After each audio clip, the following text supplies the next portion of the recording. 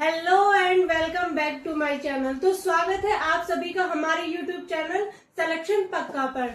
तो आज की क्लास बहुत ही शानदार होने वाली है, बहुत ही इम्पोर्टेंट क्लास होने वाली है, क्योंकि आज हम करने वाले हैं जो भी अब तक हमने जो सिलेबस कंप्लीट करा है।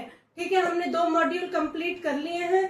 जो भी हमने अब तक जो टॉपिक कंप्लीट करे हैं, आज हम उनका रिवीजन करने वाले हैं, प्रैक्टिस क्वेश्चंस करने वाले हैं, जो भी आपके क्वेश्चंस यूपी ट्रिपल एससी में पूछे गए हैं। ठीक है, तो आज हम वो क्वेश्चंस करेंगे। आपकी आज की क्लास होने वाली है रिवीजन क्लास। तो ये टॉपिक है जो हमने अब तक कवर कर लिए हैं। ठीक है, तो ये हमने कंप्यूटर की जो हिस्ट्री है, आर्किटेक्चर है, वो हमने कर लिया, peripheral devices, operations and type of printers, ठीक है, और गैजेट्स के बारे में। तो आज की जो क्लास होगी वो इन्हीं के ऊपर होगी, प्रैक्टिस क्वेश्चंस इन्हीं से आएंगे। ठीक है, तो चलिए स्टार्ट करते हैं क्वेश्चंस को। अब तक जिसने भी मेरे साथ सारी क्लासेस देखी हैं उनके लिए ये क्लास बहुत ही इम्पोर्टेंट होने वाली है।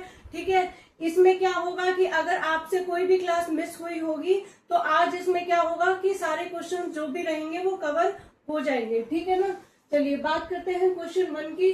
तो which electrical component was used in second generation computer. तो द्वितीय पीढ़ी के कंप्यूटर में किस विद्युत घटक इलेक्ट्रिकल कंपोनेंट का उपयोग किया गया है। ठीक है, तो जो सेकंड जनरेशन है उसमें कौन सी टेक्नोलॉजी का यूज किया गया है, ये क्वेश्चन पूछा गया है। ठीक है, इसी टाइप से सारे क्वेश्चन पूछे जाते हैं।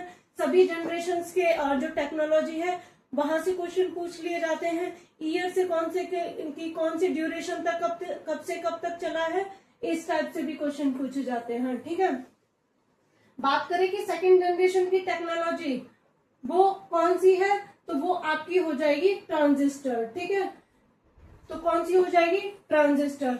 ये क्या फर्स्ट जनरेशन में क्या है कि वैक्यूम ट्यूब का यूज होता था, वो काफी बड़े होते थे। ठीक है, एक कमरे जितने जगह घेर लेते थे। फिर आया ट्रांजिस्टर, तो ये आया सेकेंड जनरेशन में आपके। तो ये क्या है कि कम जगह घेरते हैं, ये छोटे आकार के होते हैं, कम बिजली लेते हैं। ठीक है, इनकी जो पावर इलेक्ट्रिसिटी होती है वो कम होती है। ठीक है, और जो इनकी कॉस्ट भी होती है वो भी कम होती है। तो जो ट्रांजिस्टर है वो सेकंड जनरेशन में आई थी इसकी टेक्नोलॉजी। क्लियर है ना। और जो इंटीग्रेटेड सर्किट है ये कब आया था, ये आया था आपकी थर्ड जनरेशन में।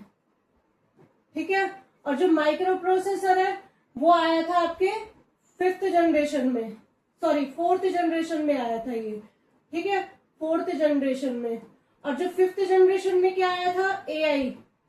ठीक है, पहले क्या होता था, कंप्यूटर इतना फास्ट नहीं होता था, सारी इंफॉर्मेशन तुरंत नहीं जाती थी। अब क्या होता है, हम कोई भी इनपुट डालते हैं तुरंत हमें इंफॉर्मेशन मिल जाती है। ठीक है ना, तो फिफ्थ जनरेशन में क्या आया है, एआई। अब एआई का जमाना है, तुरंत फास्ट कंप्यूटर को जो भी हम टास्क देते हैं हमें तुरंत इंफॉर्मेशन मिल जाती है। हम कोई भी टास्क देते हैं या हमने चैट जीपीटी को कुछ भी दिया, हमने गूगल को कुछ भी दिया, तो कुछ ही सेकंड में क्या होता है, हमें क्या मिल जाता है, हमारी इंफॉर्मेशन मिल जाती है। ठीक है ना, तो ये फिफ्थ जनरेशन में क्या है, एआई। वैक्यूम ट्यूब है आपके फर्स्ट जनरेशन में। तो यहां से क्या है, आपको क्वेश्चन पूछ लिया जाता है। क्लियर है। हम बात करते हैं कि जो ट्रांजिस्टर है, ठीक है, जो ये ट्रांजिस्टर है ये है क्या। ठीक है ना, तो ये जो ट्रांजिस्टर है इसका जो टाइम पीरियड है वो कब से कब तक था, 1956 से लेके 1963 तक इसका जो टाइम पीरियड रहा है। ठीक है, 1963 से टाइम पीरियड रहा है इसका। और ये वैक्यूम की जगह क्या आया, सेकेंड जनरेशन में ट्रांजिस्टर आया। ठीक है, अब बात करें कि जो ट्रांजिस्टर है ये होता क्या है। तो ये जो ट्रांजिस्टर होता है ये क्या होता है, ठीक है, ये आपका इलेक्ट्रॉनिक सेमीकंडक्टर डिवाइस होता है। ठीक है, इलेक्ट्रॉनिक सेमीकंडक्टर डिवाइस। ठीक है, सेमीकंडक्टर इलेक्ट्रॉनिक डिवाइस होता है जो करंट को कंट्रोल करता है। ये क्या करता है, करंट को कंट्रोल करता है। ठीक है, करंट को ये कंट्रोल करता है और जो सिग्नल को क्या करता है, ये एम्पलीफाई करता है। सिग्नल को एम्पलीफाई,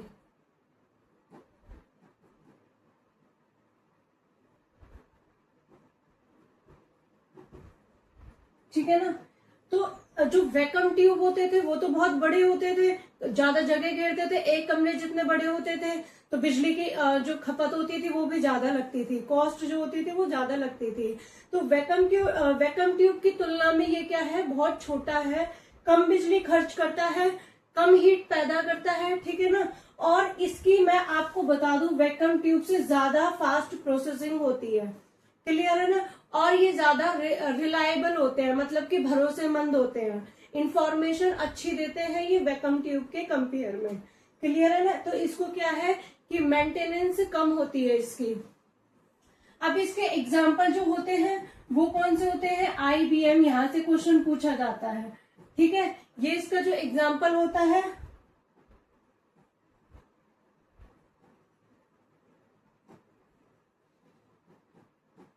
ठीक है, ये होता है, ठीक है।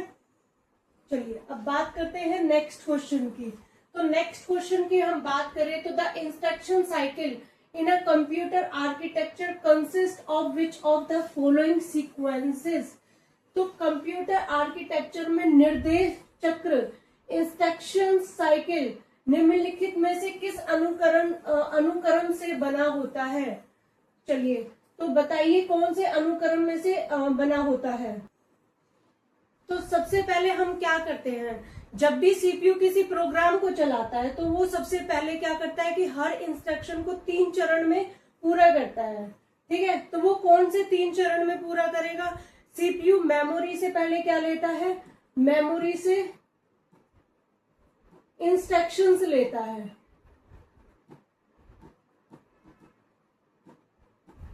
ठीक है। तो वो क्या करता है, मेमोरी से इंस्ट्रक्शंस लेता है, फिर उसके बाद, ठीक है, तो हम इसको क्या बोलते हैं, फैच बोलते हैं, ठीक है। जब सीपीयू मेमोरी से इंस्ट्रक्शंस लेता है तो उसको हम फैच बोलते हैं, ठीक है। फिर कंट्रोल यूनिट उस इंस्ट्रक्शंस का मतलब समझाती है, ठीक है ना। तो जो फिर कंट्रोल यूनिट उसका क्या है, तो उसको जब मतलब समझाती है तो वो क्या होता है, आपका डिकोड होता है, ठीक है। जब कंट्रोल यूनिट उसका मतलब समझाती है, बहुत सिंपल सी लैंग्वेज में बता रही हूं, जब कंट्रोल यूनिट उसका मतलब समझाती है,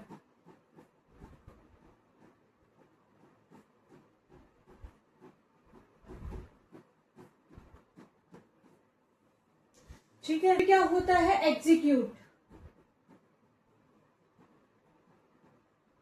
फिर क्या होता है, एग्जीक्यूट होता है। एएलयू और जो सीपीयू उस इंस्ट्रक्शन को क्या करते हैं, एग्जीक्यूट करते हैं। तो पहले होती है फैच, फिर होता है डिकोड, फिर होता है एग्जीक्यूट, ठीक है। तो फैच, डिकोड, एग्जीक्यूट, तो ऑप्शन नंबर ए क्या हो जाएगा, आपका आंसर हो जाएगा, ठीक है ना। तो ऑप्शन नंबर क्या हो जाएगा आपका, ए आंसर हो जाएगा। तो इसमें क्या होता है, पहले सीपीयू जो होता है, ठीक है ना, तो सीपीयू मेमोरी से क्या लेता है, इंस्ट्रक्शन से लेता है, मेमोरी से इंस्ट्रक्शन लेता है। उसके बाद क्या होता है, उसे हम फैच बोलते हैं, ठीक है। फिर होता है जो कंट्रोल यूनिट उसका मतलब समझाती है, ठीक है। जो हमें इंस्ट्रक्शंस मिला होता है, जैसे कि मान लो कितने भी बड़ी मल्टीप्लिकेशन हो, ठीक है, ये हमें इंस्ट्रक्शन मिला है, फिर उसको वो क्या करती है, डिकोड में कन्वर्ट करती है, मतलब उसका मतलब समझती है वो, ठीक है, समझती है, वो समझाती नहीं है, समझती है, ठीक है।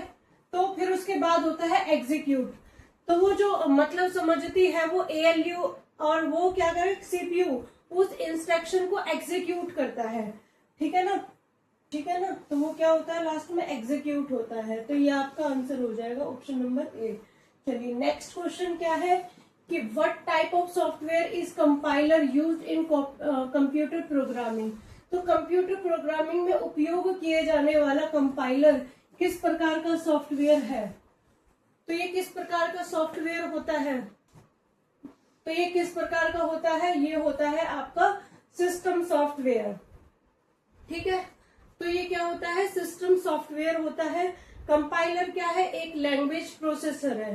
क्या है ये, लैंग्वेज प्रोसेसर है, जो पूरे प्रोग्राम के साथ क्या है, मशीन लैंग्वेज में कन्वर्ट होता है। ठीक है, जो मशीन लैंग्वेज में क्या है, कन्वर्ट करता है। तो कन्वर्ट मशीन लैंग्वेज,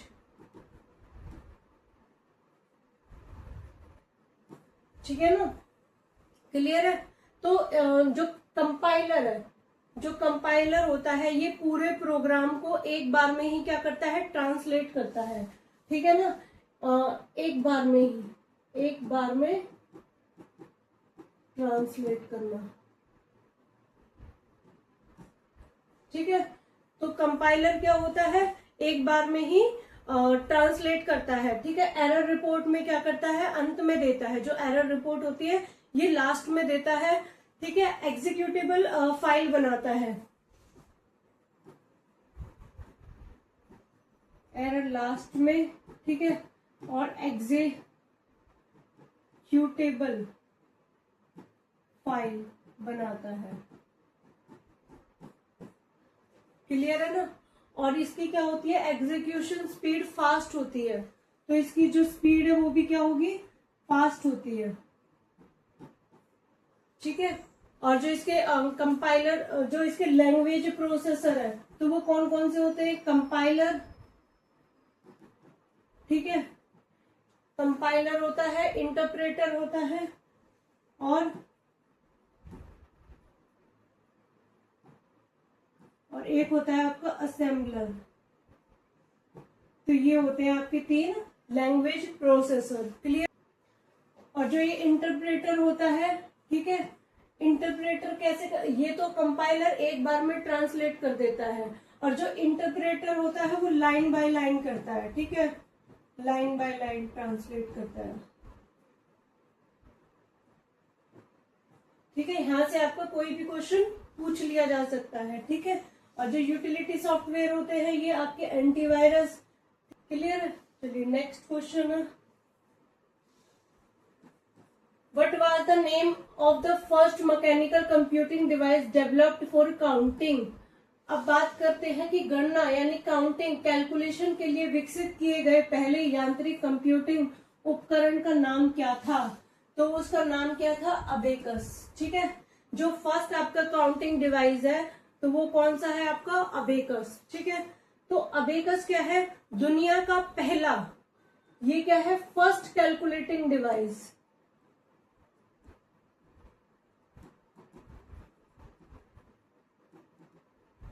कौन सा है ये, फर्स्ट कैलकुलेटिंग डिवाइस है। और इसी को क्या माना जाता है, मैकेनिकल डिवाइस भी माना जाता है। ठीक है, क्या माना जाता है, फर्स्ट जो आपका कैलकुलेटिंग डिवाइस को मैकेनिकल डिवाइस माना जाता है। ये कब आया था, 3000 साल पहले।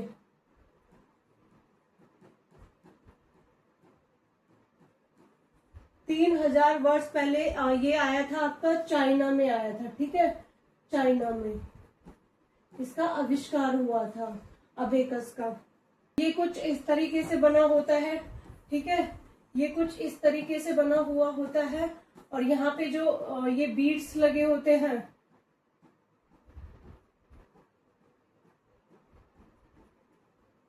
तो ये जो होता है आपके किसका बना हुआ होता है, ये लकड़ी का फ्रेम होता है। जो ये फ्रेम होता है ये आपका लकड़ी का फ्रेम होता है।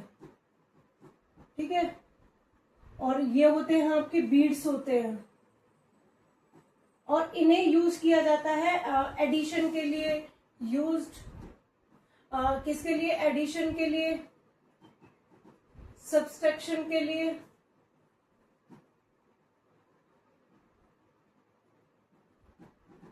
और मल्टीप्लिकेशन के लिए। ठीक है ना, तो ये एडिशन, सब्सट्रैक्शन, मल्टीप्लिकेशन, डिवीजन के लिए इसको यूज किया जाता है। ठीक है, तो ये फर्स्ट कैलकुलेटिंग डिवाइस है, ये कुछ इस तरीके का होता है। क्लियर है।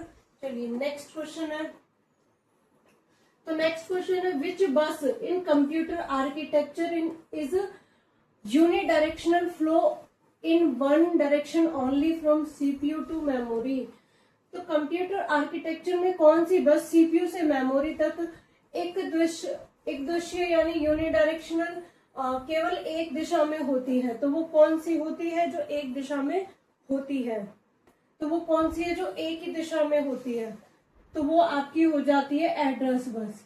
ठीक है, एड्रेस बस क्या होती है? जो लोकेशन को पता करने के लिए होती है। तो बात करें कि जो बस क्या होती है? बस वह रास्ता होता है, बस वो रास्ता होता है जिससे सीपीयू और मेमोरी के बीच में क्या होता है?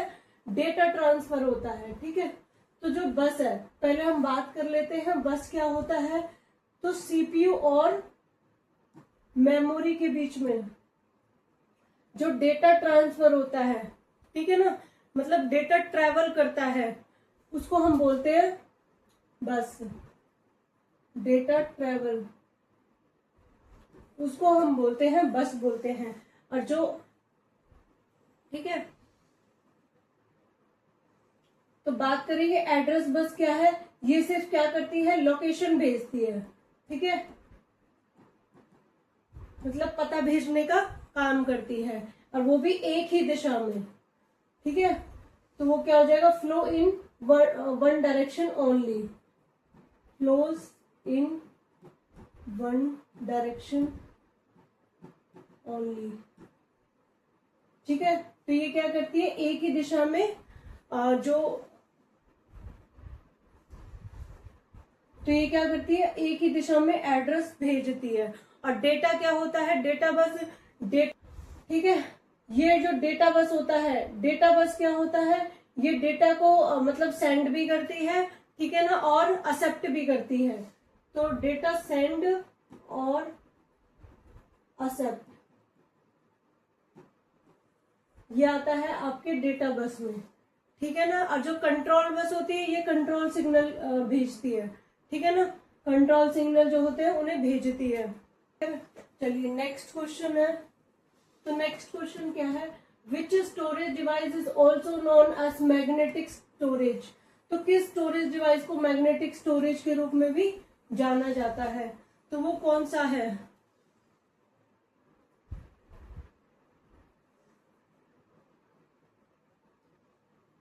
तो वो आपका हो जाएगा हार्ड डिस्क ड्राइव। ठीक है, तो वो क्या हो जाएगा? Hard disk drive. ठीक है ना, तो हार्ड डिस्क ड्राइव में क्या होता है? ठीक है, तो हार्ड डिस्क ड्राइव में क्या होता है? तो उसमें जो डेटा होता है वो कहाँ पर स्टोर होता है? वो आपके मैग्नेटिक प्लेटर्स पे स्टोर होता है। ठीक है, डेटा मैग्नेटिक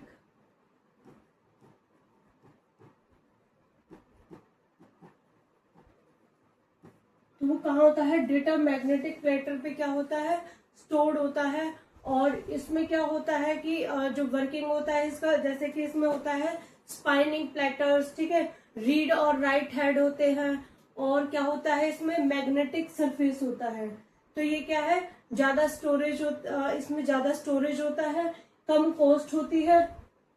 ठीक है, हार्ड डिस्क ड्राइव में। और ये भी क्या होते हैं? रिलायबल होते हैं। क्लियर है? तो इसमें क्या होता है कि आपका स्पाइनिंग प्लेटर्स होते हैं। ठीक है, स्पाइनिंग प्लेटर्स।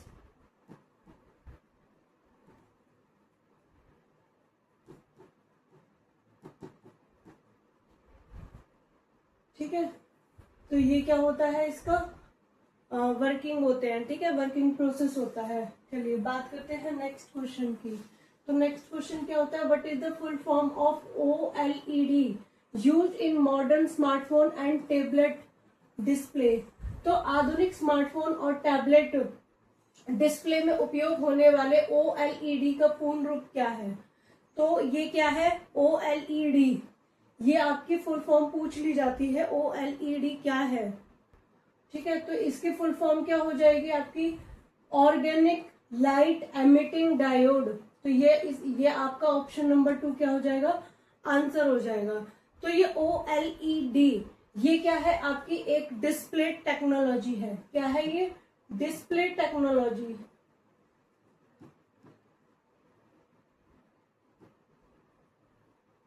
ठीक है। डिस्प्ले टेक्नोलॉजी है जिसमें हर पिक्सल में क्या होता है कि खुद लाइट प्रोड्यूस करते हैं, ठीक है ना, लाइट प्रोड्यूस करते हैं हर पिक्सल।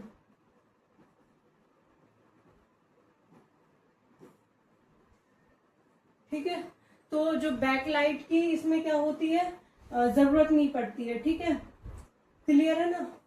चलिए, तो इसके जो एडवांटेजेस होते हैं वो क्या होते हैं, हाई कॉन्ट्रास्ट, ठीक है ना, जो ब्राइट कलर होते हैं,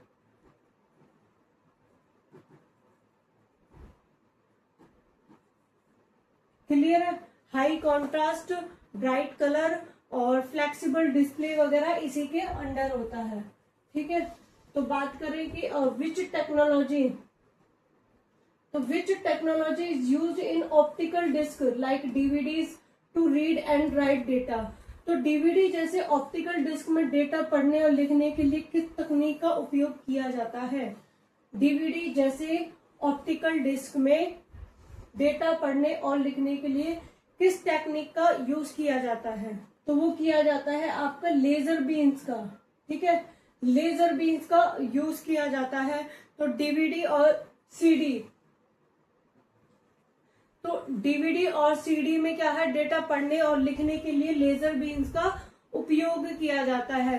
तो इसका जो काम है, वर्किंग है, ठीक है, तो जो ये क्या है कि लेजर डिस्क पर क्या करती है, फोकस करती है, focus on laser disc. Clear है ना।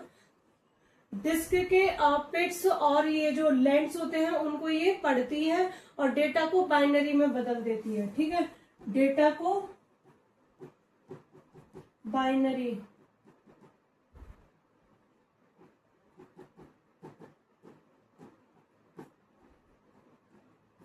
क्लियर है। चलिए बात करें नेक्स्ट क्वेश्चन की। तो नेक्स्ट क्वेश्चन है, in e governance what does the acronym G2B stand for. तो ई गवर्नेंस के संदर्भ में G2B का पूर्ण रूप क्या है। तो G2B ये है क्या, ठीक है ना। तो G2B क्या है, तो ये है आपका गवर्नमेंट टू बिजनेस। ठीक है, क्या होता है ये गवर्नमेंट टू बिजनेस। तो इसमें क्या होता है, गवर्नमेंट टू बिजनेस में G2B का मतलब होता है गवर्नमेंट और जो बिजनेस कंपनीज के बीच में क्या है, ऑनलाइन सर्विसेज प्रोवाइड कराना। ठीक है, ऑनलाइन सर्विसेज देना, जैसे कि GST पोर्टल, ठीक है, बिजनेस रजिस्ट्रेशन। तो ये क्या हो जाएगा, GST पोर्टल, ये सर्विस प्रोवाइड कराना। ठीक है ना, क्लियर है। बिजनेस रजिस्ट्रेशन हो गया, इनकम टैक्स हो गया, तो ये सारे क्या है, प्रोवाइड कराना। ठीक है, चलिए नेक्स्ट क्वेश्चन है कि which component of a computer architecture hold the address of the next instructions to executed.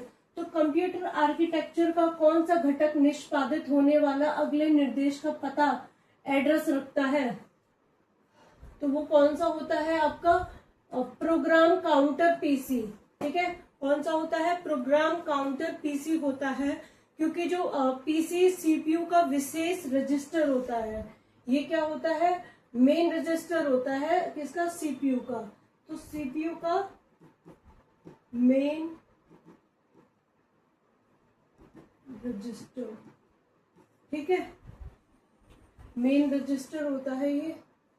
तो जो ये क्या होता है कि अगले एग्जीक्यूट होने वाले इंस्ट्रक्शन का एड्रेस स्टोर करता है। ठीक है ना, क्या करता है, ये होने वाले इंस्ट्रक्शन का एड्रेस स्टोर करता है।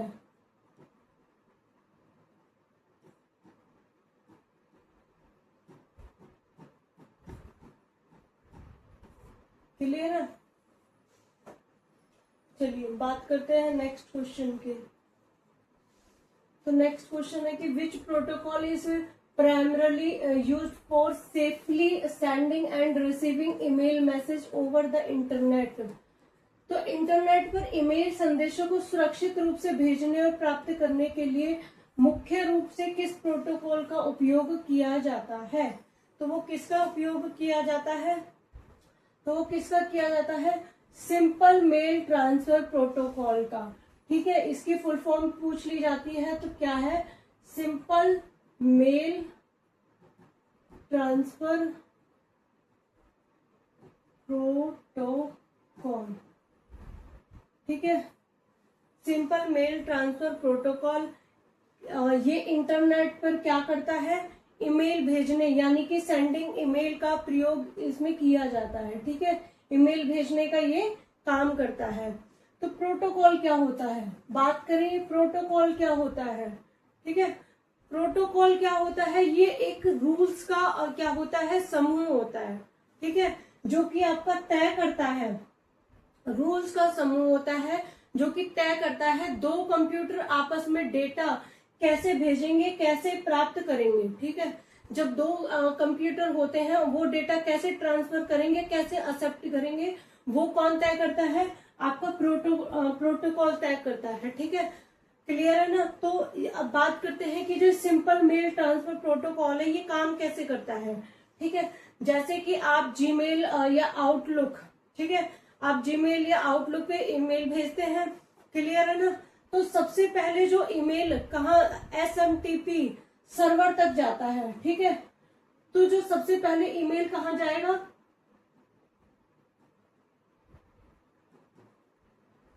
ईमेल सबसे पहले जाता है SMTP के पास जाता है, फिर SMTP सर्वर, तो जो SMTP सर्वर उस ईमेल को क्या करेगा, रिसीवर के मेल सर्वर तक भेजता है। ठीक है, रिसीवर के मेल सर्वर तक भेजता है और फिर जब रिसीवर होता है, वो क्या करता है, वो आपके जो IMAP या POP3 की सहायता से क्या है, ईमेल पढ़ता है। ठीक है, जो रिसीवर होता है POP3 की हेल्प से क्या है, रीड करता है आपकी ईमेल को। क्लियर है ना। ठीक है, ठीक है। तो यहाँ पे ये HTTP क्या है, ये HTTP क्या होता है, ये वेबसाइट को खोलने के लिए होता है। ठीक है, वेबसाइट को खोलने के लिए होता है। ठीक है ना, वेबसाइट ओपन के लिए होता है। और जो FTP होता है, फाइल ट्रांसफर प्रोटोकॉल, तो ये होता है आपकी फाइल को ट्रांसफर करने के लिए। क्लियर है, तो इसका आंसर हो जाएगा SMTP। तो बात करें कि विच of the following is a biometric input device used for authentication. तो ऑथेंटिकेशन के लिए उपयोग किया जाने वाला बायोमेट्रिक इनपुट डिवाइस निम्नलिखित में से कौन सा है। ठीक है, तो वो कौन सा होता है, आपका फिंगरप्रिंट स्कैनर होता है। ठीक है ना, कौन सा होता है, फिंगरप्रिंट स्कैनर होता है। तो जो बात करें कि बायोमेट्रिक डिवाइस है, वो क्या होता है, आपका बायोमेट्रिक डिवाइस होता है, आपका इनपुट डिवाइस होता है। ठीक है, इनपुट डिवाइस होता है जो भी किसी व्यक्ति की यूनिक फिजिकल कैरेक्टरिस्टिक्स के आधार पर पहचान कराता है। ठीक है ना, क्या होता है, ये पहचान कराता है। बात करें कि फिंगरप्रिंट स्कैनर क्या होता है, तो फिंगरप्रिंट स्कैनर जो व्यक्ति की उंगली या उंगली के निशानों को क्या करता है, स्कैन करता है। ठीक है ना, उन्हें डेटाबेस को स्टोर डेटा से मैच करता है। ठीक है, डेटाबेस को जो भी स्टोर डेटा होता है से मैच करना। ठीक है, क्लियर है ना। तो इसका जो यूज है किस लिए होता है, मोबाइल अनलॉक, सबसे पहले तो हो जाता है इसका मोबाइल अनलॉक के लिए। ठीक है, मोबाइल अनलॉक। ठीक है ना, और यहाँ पे फिंगरप्रिंट किस लिए यूज होता है, स्कैनर, तो वो होता है आपका आधार ऑथेंटिकेशन के लिए। ठीक है, बैंक सिक्योरिटी के लिए।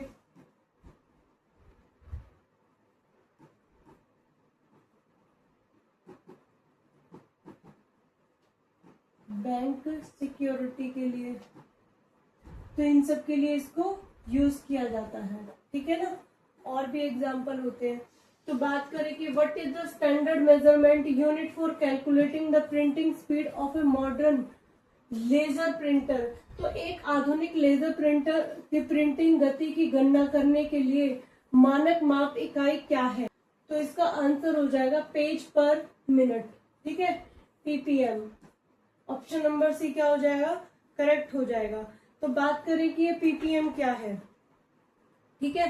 तो लेजर प्रिंटर की स्पीड को, ठीक है, पीपीएम में मापा जाता है। जो लेजर प्रिंटर की स्पीड, लेजर प्रिंटर की स्पीड को मापने के लिए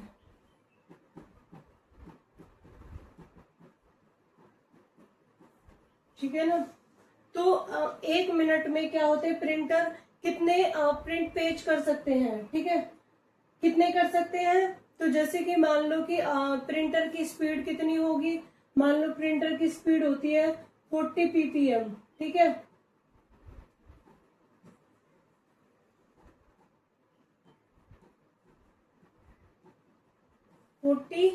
पीपीएम, तो वो एक मिनट में लगभग 40 पेज क्या करेगा, प्रिंट कर देगा, ठीक है ना। तो ये क्या करेगा, जो पीपीएम होता है पेज पर मिनट होता है, क्लियर है ना। चलिए नेक्स्ट क्वेश्चन है। तो which of the following utility software is used to reduce the size of file to save storage space. तो स्टोरेज स्पेस बचाने के लिए, फाइलों के आकार को कम करने के लिए निम्नलिखित में से किस यूटिलिटी सॉफ्टवेयर का उपयोग किया जाता है? तो किस यूटिलिटी सॉफ्टवेयर का उपयोग किया जाता है? तो वो किसका होगा? फाइल कॉम्प्रेशन, ठीक है। तो फाइल कॉम्प्रेशन, तो ये क्या होता है, फाइल कॉम्प्रेशन सॉफ्टवेयर किसी फाइल का साइज कम करता है, ठीक है, ताकि जो स्टोरेज डिवाइस में जो स्टोरेज डिवाइस का जो स्पेस है वो बचे और जो फाइल जल्दी ट्रांसफर हो सके। तो उसके लिए इसका यूज किया जाता है फाइल कॉम्प्रेशन का, ठीक है। तो डेटा को ऐसे फॉर्मेट में बदलना, ठीक है, डेटा को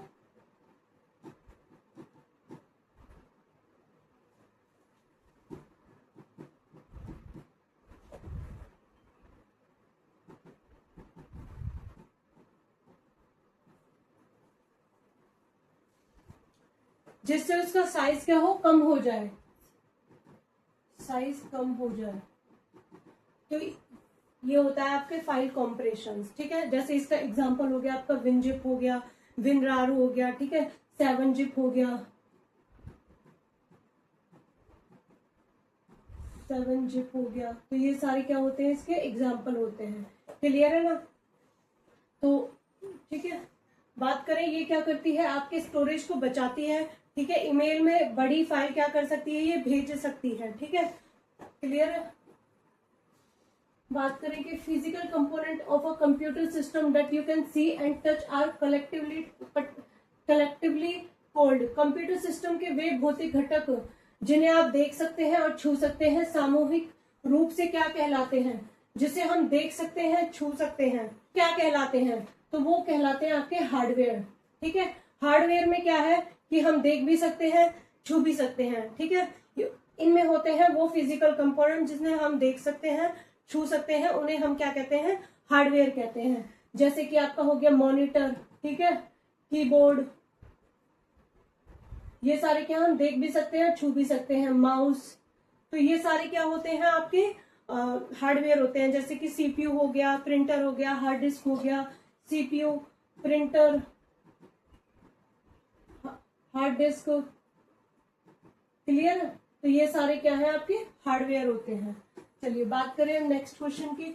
विच port is most commonly use today to connect peripheral devices like mouse, keyboard and printer to a computer.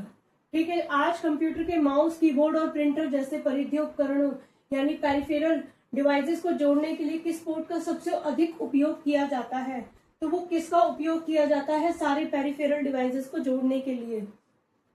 तो वो किसका किया जाता है? वो किया जाता है आपके यूएसबी पोर्ट का, ठीक है। यूएसबी, अब यूएसबी की फुल फॉर्म पूछ ली जाती है, क्या होता है? यूनिवर्सल सीरियल बस, ठीक है ना।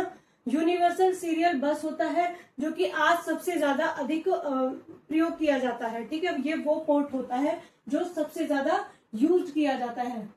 ठीक है, तो इसको तो यूएसबी पोर्ट के जो उपयोग है वो कौन कौन से, जैसे कि कीबोर्ड हो गया, प्रिंटर हो गया, पेन ड्राइव हो गया। ठीक है ना। तो और जो इनके वो होते हैं टाइप्स, कौन कौन से होते हैं यूएसबी के टाइप्स, यूएसबी 2.0,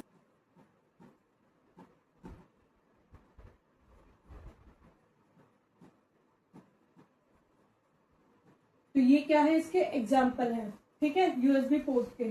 चलिए बात करते हैं नेक्स्ट क्वेश्चन की। What is the main circuit board inside a computer that connect the CPU, memory and other peripherals? तो वो कौन सा मेन सर्किट है जो सीपीयू, मेमोरी और अन्य उपकरणों को जोड़ता है? तो वो कौन सा होता है? तो वो कौन सा होता है? वो होता है आपका मदरबोर्ड। ठीक है, तो वो मदरबोर्ड क्या होता है? मदरबोर्ड कंप्यूटर का एक मेन सर्किट बोर्ड होता है। ठीक है, कंप्यूटर का मेन सर्किट बोर्ड होता है ये। ठीक है, अब इसमें क्या होते हैं कि जो सभी कंपोनेंट्स आपस में ये क्या करता है, जोड़ता है। ठीक है, सभी कंपोनेंट्स को आपस में ये जोड़ता है।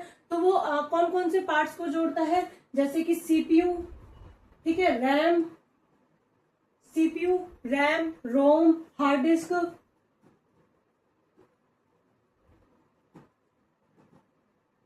तो ये सारे पार्ट्स को क्या है, जोड़ता है। ठीक है ना। ग्राफिक कार्ड्स हो गए, ग्राफिक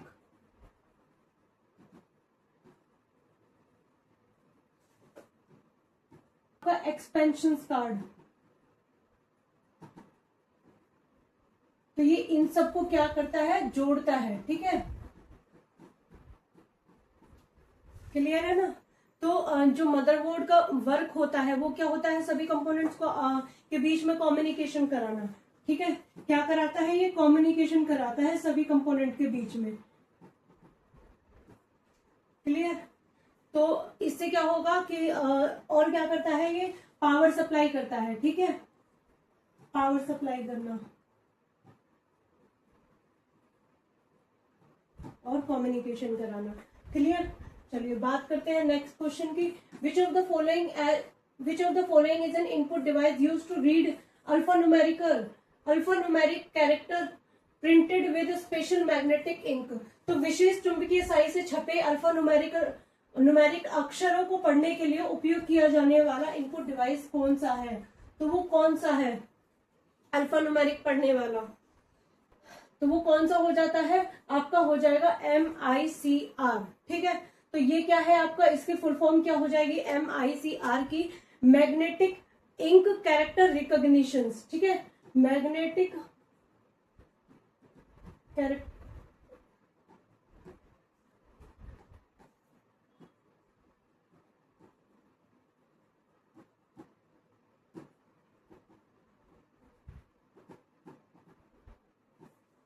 क्लियर है। तो ये इसका ये क्या है, फुल फॉर्म हो जाती है। ठीक है, तो ये क्या है, चेक पर मेन मैग्नेटिक इंक से लिखे गए कैरेक्टर्स को पढ़ने के लिए किया जाता है।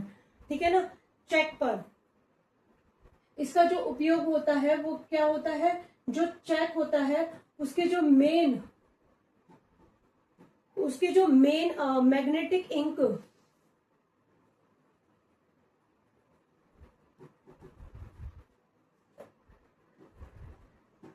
से लिखे हुए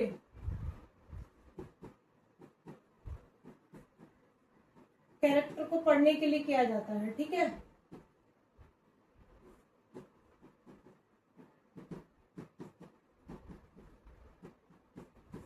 क्लियर है ना।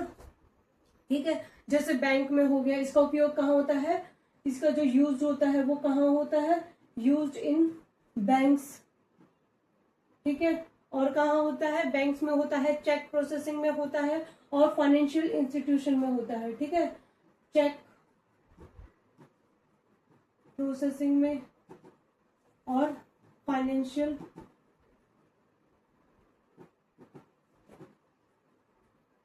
इंस्टीट्यूशंस में। ठीक है ना। तो बात करें हम नेक्स्ट क्वेश्चन की, तो नेक्स्ट क्वेश्चन क्या हो जाएगा, what is the full form of GUI in computer operating system. तो क्या होता है इसका, ऑप्शन नंबर ए करेक्ट हो जाएगा, ग्राफिकल यूजर इंटरफेस। ठीक है, तो ग्राफिकल यूजर इंटरफेस जो होता है उसमें क्या होता है कि user icons, button, menu, Windows की सहायता से कंप्यूटर का उपयोग किया जाता है। ठीक है, तो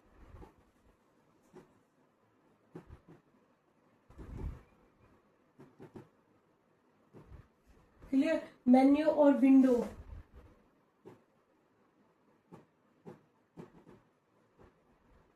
की हेल्प से क्या किया जाता है, उसकी हेल्प से क्या किया जाता है, कंप्यूटर का उपयोग किया जाता है।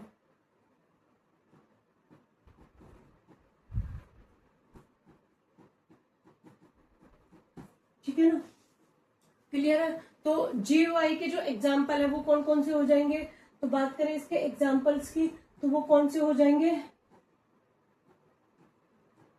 तो वो कौन से हो जाएंगे, जैसे विंडो हो गया, एंड्रॉइड हो गई। ठीक है, विंडो, एंड्रॉइड्स, और कौन से हो जाएंगे, मैकओएस, उबुंटू। ठीक है, ये सारे क्या हो जाएंगे, इसके एग्जाम्पल होते हैं। चलिए बात करते हैं नेक्स्ट क्वेश्चन की, विच mobile operating system is developed and owned by Apple INC। तो कौन सा mobile operating system Apple INC द्वारा विकसित और उसे स्वामित्व में है, तो वो कौन सा होता है, तो वो कौन सा हो जाएगा आपका iOS। ये क्या होता है, मोबाइल ऑपरेटिंग सिस्टम होता है, ये क्या होता है, मोबाइल ऑपरेटिंग सिस्टम। ठीक है, ये होता है मोबाइल ऑपरेटिंग सिस्टम जिसे एप्पल INC ने विकसित किया था। ठीक है, तो जो किन डिवाइस में चलता है ये, आईफोन, ठीक है, आईपैड जो पहले होते थे, और आईपैड टच में। ठीक है, आईपैड, आई टच, आईफोन, तो ये क्या है, अब इनमें चलता है ये। ठीक है ना, ये डिवाइस। क्लियर। चलिए नेक्स्ट क्वेश्चन है कि विच of the following is the largest unit of digital data storage among the option given. तो दिए गए विकल्पों से डिजिटल डेटा स्टोरेज की सबसे बड़ी इकाई कौन सी होती है, तो सबसे बड़ी डिवाइस कौन सी होती है, तो MB से बड़ा होता है GB, GB से बड़ा होता है TB, TB से बड़ा होता है PB। ठीक है, ठीक है ना, तो इसमें पूछा सबसे लार्जेस्ट, तो सबसे लार्जेस्ट कौन सा हो जाएगा, पेटाबाइट। क्लियर है, तो पेटाबाइट होता है, तो पेटाबाइट बहुत ही स्टोरेज यूनिट होती है इसमें। ठीक है, बहुत बड़ी क्या होती है, ये स्टोरेज यूनिट होती है जिसका उपयोग डेटा सेंटर में या क्लाउड स्टोरेज में या फिर बड़ी कंपनियों में जैसे कि गूगल, फेसबुक या माइक्रोसॉफ्ट वगैरह में किया जाता है। क्लियर है ना पेटाबाइट का। चलिए बात करते हैं, which type of network architecture is typically used in single building और ऑफिस कैंपस। तो आमतौर पर एक ही इमारत या कार्यालय परिसर में किस प्रकार के नेटवर्क आर्किटेक्चर का उपयोग किया जाता है। एक ही इमारत या कार्यालय परिसर में कौन से आर्किटेक्चर का यूज किया जाता है, तो वो कौन सा होता है, लोकल एरिया नेटवर्क होता है। ठीक है, कौन सा होता है, लोकल एरिया नेटवर्क होता है। तो जिसे क्या है कि जो छोटी जगह में यूज किया जाता है, जैसे कि ऑफिस हो गया, स्कूल हो गया, ठीक है, कॉलेज हो गया, कैंपस हो गया, तो इन सब जगह कंप्यूटर हब हो गया। तो जो क्या करते हैं, कंप्यूटर को आपस में जोड़ते हैं। क्लियर है, लैन होता है, ये छोटी जगह को आपस में क्या करता है, छोटी जगह के कंप्यूटर को आपस में जोड़ने का काम करता है। ठीक है ना, लैन।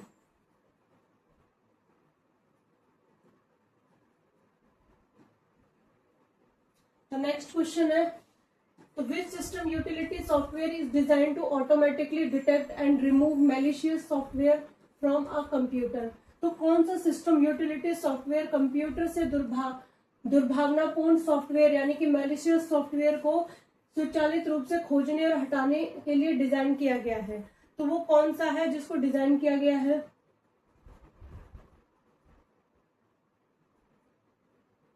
तो वो कौन सा होता है, वो होता है आपका एंटीवायरस। ठीक है, एंटीवायरस क्या है, ये आपका है एक यूटिलिटी सॉफ्टवेयर।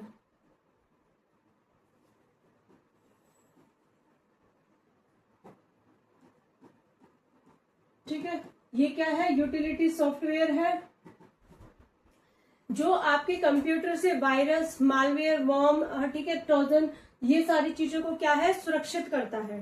ठीक है, तो एंटीवायरस का जो वर्क है वो क्या होता है, वायरस को स्कैन करना। ठीक है, वायरस स्कैन करना। और क्या होता है, वायरस को डिटेक्ट करना। ठीक है, वायरस को डिलीट करना या फिर रियल टाइम प्रोटेक्शंस देना, ये करता है। और जो भी आपके सिस्टम को ये क्या करता है, सुरक्षित करता है। ठीक है ना, एंटीवायरस का मतलब ये होता है। बात करें which of the following device is used to project computer output onto a large screen और वॉल फॉर प्रेजेंटेशन। तो प्रेजेंटेशन के लिए कंप्यूटर आउटपुट को बड़ी स्क्रीन या दीवार पर प्रोजेक्ट करने के लिए निम्नलिखित में से किस उपकरण का उपयोग किया गया है? तो वो किसका किया गया है, प्रोजेक्टर का किया गया है। ठीक है, किसका, प्रोजेक्टर का। अब प्रोजेक्टर क्या है, एक आउटपुट डिवाइस है। ठीक है, क्या है ये, आउटपुट डिवाइस है। ठीक है, तो ये आउटपुट डिवाइस है जो कि कंप्यूटर की स्क्रीन को बड़ी स्क्रीन पर, ठीक है, बड़ी स्क्रीन यानी कि वॉल पर दिखाता है। ठीक है ना, जैसे कि आपके क्लासरूम टीचिंग में हो गया, ठीक है, सेमिनार हो गया या बिजनेस मीटिंग में हो गया, तो ये बड़ी स्क्रीन पर दिखाता है। क्लियर। अब ये काम कैसे करता है, तो कंप्यूटर में आने वाले वीडियो जो होते हैं, ठीक है, सिग्नल को प्रोजेक्टर, तो क्या होता है कि सिग्नल को प्रोजेक्टर रिसीव करता है। ठीक है, और लेंस की सहायता से, फिर क्या होता है कि जो लेंस की सहायता से स्क्रीन पर डिस्प्ले करता है। ठीक है ना, लेंस की हेल्प से स्क्रीन पर ये क्या करता है, फिर डिस्प्ले करता है। तो द प्रोसेस, नेक्स्ट क्वेश्चन है कि द प्रोसेस ऑफ स्टार्टिंग और restarting a computer system is a technically known as. तो कंप्यूटर सिस्टम को शुरू करने या रीस्टार्ट करने की प्रक्रिया को तकनीक रूप से क्या कहा जाता है? तो क्या कहा जाता है, उसे कहा जाता है बूटिंग कहा जाता है। क्या कहा जाता है, बूटिंग। अब जो कंप्यूटर को पहली बार ऑन किया जाता है, ठीक है, या रीस्टार्ट किया जाता है, तो ऑपरेटिंग सिस्टम रैम में लोड होता है। ऑपरेटिंग सिस्टम क्या होता है, रैम में लोड होता है। तो उस पूरी प्रक्रिया को क्या कहा जाता है, बूटिंग कहा जाता है। क्लियर है, क्या कहा जाता है, बूटिंग कहा जाता है। तो सबसे पहले बूटिंग के हम बात करें कि जो इसके टाइप्स होते हैं, टाइप्स कौन से होते हैं, जैसे कि कोल्ड बूटिंग, एक होता है आपका कोल्ड बूटिंग। ठीक है, और जो दूसरा होता है, एक होता है कोल्ड, एक होता है वार्म बूटिंग। ठीक है, वार्म बूटिंग। ठीक है ना, इसके ये दो टाइप्स होते हैं। तो कोल्ड बूटिंग में क्या होता है, जब कंप्यूटर पूरी तरह से ऑफ हो जाता है, ठीक है, तो पावर बटन दबाकर ऑन किया जाता है, तो उसे हम क्या कहते हैं, हार्ड बूटिंग कहते हैं। ठीक है, हार्ड बूटिंग। और जो वार्म बूटिंग में क्या होता है, जब कंप्यूटर पहले से ही ऑन होता है, फिर जब हमें पहले से ही हमारा कंप्यूटर ऑन है, उसमें कुछ टेक्निकल एरर आ रहे हैं, कुछ भी वो हो रहा है, अटक रहा है या कुछ भी, तो हम क्या करते हैं, रीस्टार्ट करते हैं। ठीक है, तो उसी को हम बोलते हैं वार्म बूटिंग। ऑन होने के बाद भी हम उसको रीस्टार्ट करते हैं, रीस्टार्ट करना। ठीक है, तो उसको हम बोलते हैं soft booting, soft booting. Clear. ये पावर ऑफ होने के मतलब फोन ऑफ होने के बाद या फिर कंप्यूटर पूरी तरह ऑफ होने के बाद जब भी हम इसको वो करते हैं, रीस्टार्ट करते हैं, तो उसे हार्ड बूटिंग बोलते हैं। और जो वार्म बूटिंग होती है, कुछ भी अगर मतलब ऑफ होने के बाद, अगर कंप्यूटर ऑन है तभी हम रीस्टार्ट कर रहे हैं, तो उसे सॉफ्ट बूटिंग बोलते हैं। ठीक है ना, क्लियर है। चलिए, तो आज तो ये आपके 25 क्वेश्चंस, ठीक है, कल भी हम करेंगे 20 से प्लस क्वेश्चंस हो सकते हैं, क्योंकि अभी तक जो हमने टॉपिक करे हैं ये उन्हीं में से क्वेश्चंस लिए हैं। कल की क्लास भी बहुत अच्छी क्लास होने वाली है, उसमें भी हम क्वेश्चंस करने वाले हैं। जैसे कि मैंने बोला था, ठीक है, हमने अभी 12 टॉपिक्स कंप्लीट कर लिए हैं, 12 टॉपिक्स कंप्लीट हो गए हैं, मतलब कि मॉड्यूल्स 1 और मॉड्यूल 2 के हिसाब से। तो मैंने उनको छोटे छोटे टॉपिक्स में डिवाइड करा था, जो कि आपकी 11 क्लास चली थी। 11 क्लास में मैंने 2 टॉपिक को मर्ज कर दिया था। ठीक है, तो आपकी जितनी भी क्लास हुई है उनका सारा जो निचोड़ है, क्वेश्चंस है, वो मैं आज लेके आई थी। क्लियर है ना, तो कल भी हम क्वेश्चंस ही करने वाले हैं। चलिए, मिलते हैं कल की क्लास में। ठीक है।